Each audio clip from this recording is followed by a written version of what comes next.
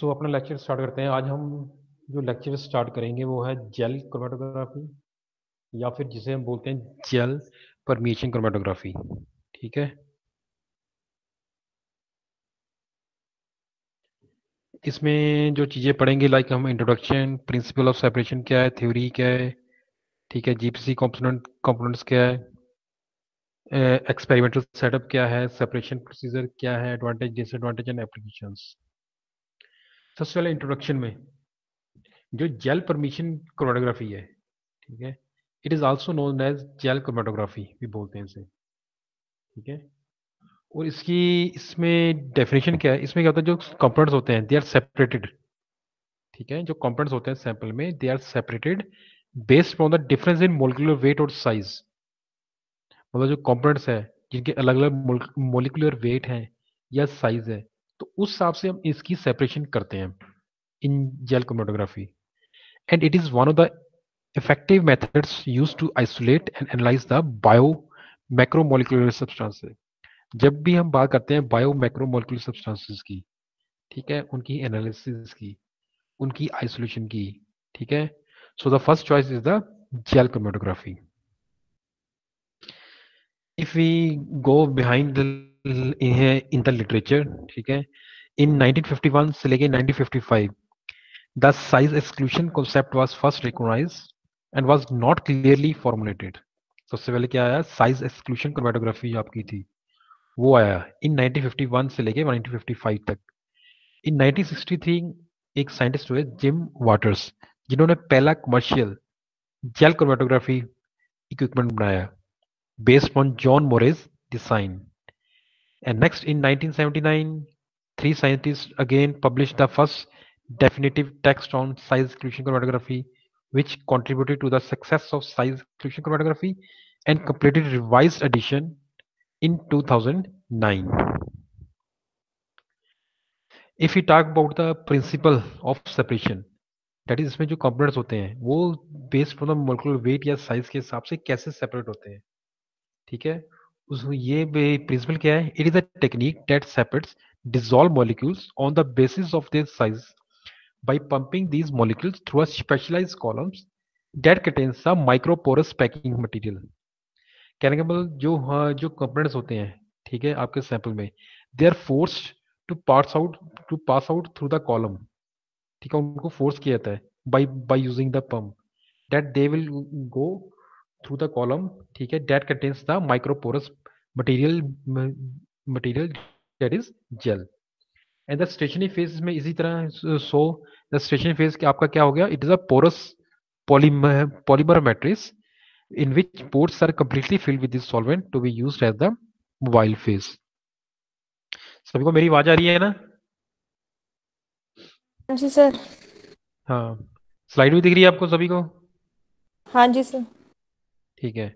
सो इसमें जो आपके जो पोर्ट्स होते हैं जेल में, they are highly, the port size is highly critical since the basis जो सेपरेशन है is in gel chromatography, it is the size।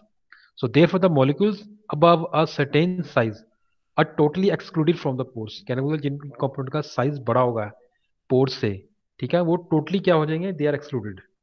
And the interior of the pores is accessible partly or wholly to smaller molecules। So the flow of mobile field will cause, next उसके बाद आता है mobile phase।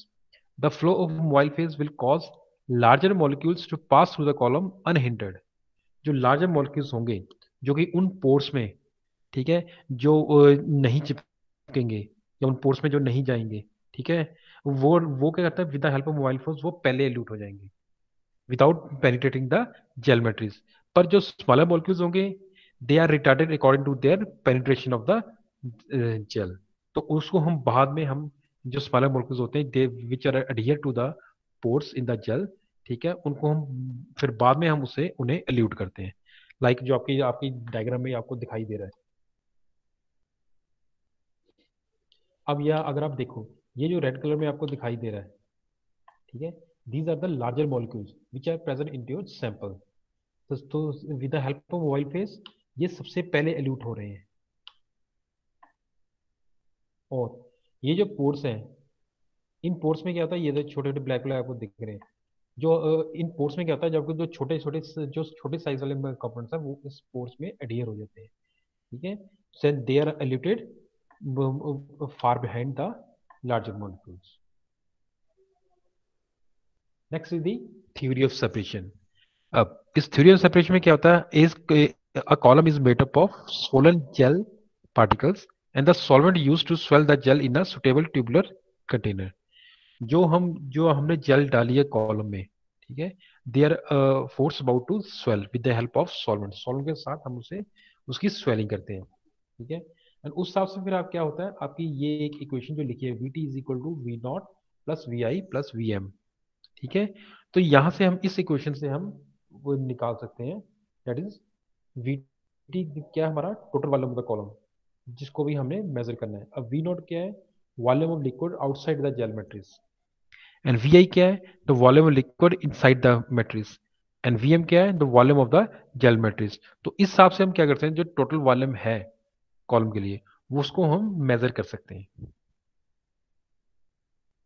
उसके बाद next है jail permission components. अब जहां तक हम इंस्ट्रूमेंट की बात करते हैं, तो हमें कौन कौन से कंपोनेंट्स हम इनमें स्टडी करते हैं, like first is the stationary phase, ठीक है, एक होता है, एक इसमें मोबाइल फेस होता है, कॉलम्स होते हैं, पंप्स होते हैं, डिटेक्टर्स होते हैं, ये कॉमन चीजें जो हम हर क्रोमेटोग्राफी में पढ़ते हैं, ठीक है। So but in case of stationary phase की अगर हम बात करें of gel chromatography, they are compose of semi permeable, ये किसके बने होते हैं, semi permeable porous polymer gel के बने होते हैं। Gel beads with well defined range of pores है, जिनका की बहुत मतलब अलग अलग हमें ये रेंज ऑफ पोर साइज की वो मिलती है।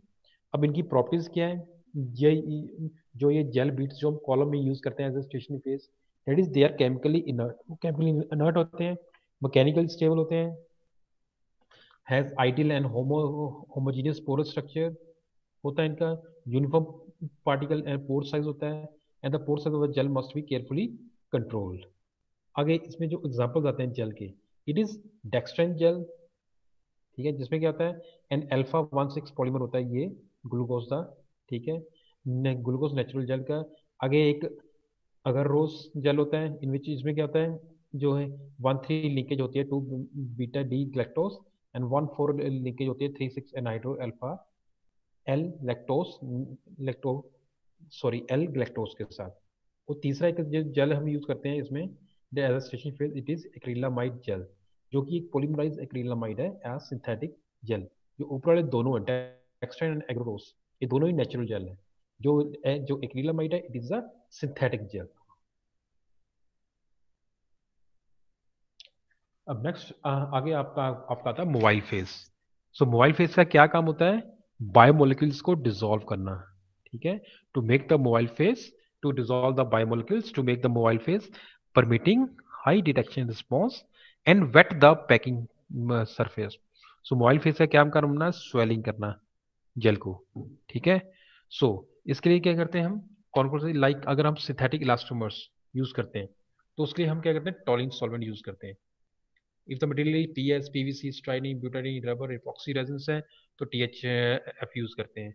अगर पॉलीओल्फिन्स हम यूज कर रहे हैं मटेरियल, तो उसके लिए ट्राइक्लोरोबेंजीन है। अगर पॉलीयूरीथेन है, तो उसके लिए डीएमएफ यूज करते हैं। And if there is proteins polysaccharides, अगर ये सैंपल्स हैं, ठीक है, जो जिनके कंपोनेंट्स हमने सेपरेट करने हैं, उस स्पेस में हम वाटर या बफर यूज करते हैं, ठीक है। तो सॉल्वेंट हम किस हिसाब से डिसाइड करते हैं, that depends upon the nature of the components to be separated. मतलब जो कंपोनेंट्स हमने सेपरेट करने हैं अपने सैंपल में से, तो उसके बेस पे हम अपना जो सॉल्वेंट है वो चूज करते हैं। Next number 3 is the columns. अब कॉलम्स क्या होते हैं, कौन कौन से कॉलम्स हमारे पास अवेलेबल होते हैं जेल क्रोमेटोग्राफी में यूज करने के लिए, it is analytical column that has a diameter of 7.5 to 8 mm diameters, and preparative column that has a diameter of 22 to say 25 mm. Usual column length that has इसकी जो length होती है, it is 25 30 and 50 and 60 centimeter. Narrow bore columns होते हैं, it is about 2 से 3 mm diameter have been introduced. तो ये ऐसे हम ये different types of columns हैं जो लेंथ है एंड डायमीटर है, अकॉर्डिंगली हम यूज करते हैं इन जेल क्रोमेटोग्राफी। अब नेक्स्ट आती है आपके पास, बात आती है पंप की। तो जो pump are either syringe pumps, they syringe pump होते हैं या रेसिप्रोकेटिंग पंप्स होते हैं, that have a highly constant flow rate, कई highly and constant flow rate होता है। अब नेक्स्ट इज दी डिटेक्टर्स। अब डिटेक्टर्स हम क्या करते हैं, दो तरह के डिटेक्टर्स यूज करते हैं। One is the concentration sensitive detector and the other is the molar mass sensitive detector. अब कंसंट्रेशन सेंसिटिव डिटेक्टर कौन से होते हैं, like bulk property detectors, like refractive index detector. अगर हम सॉल्यूट प्रॉपर्टी डिटेक्टर की बात करें, that has ultraviolet absorption detector. अगर हम इवेपोरेटिव डिटेक्टर की बात करें, that has evaporative light scattering detector. ठीक है, सो ये जो ऊपर वाले हैं, date all are the concentration sensitive detectors.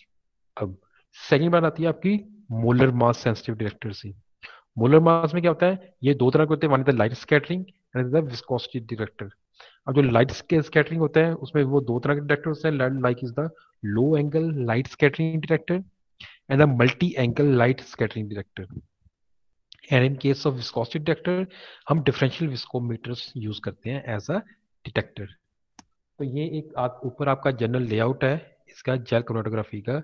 यहाँ पर आपका सॉल्वेंट पड़ा हुआ है along with the mobile face. यहाँ पर डिलीवरी सिस्टम है, यहाँ पर इंजेक्टर है जिसमें हम सैंपल को इंजेक्ट करते हैं। ये कॉलम है जिसमें आपका जो कंपोनेंट्स है वो पास करते हैं along with the mobile phase in the stationary face.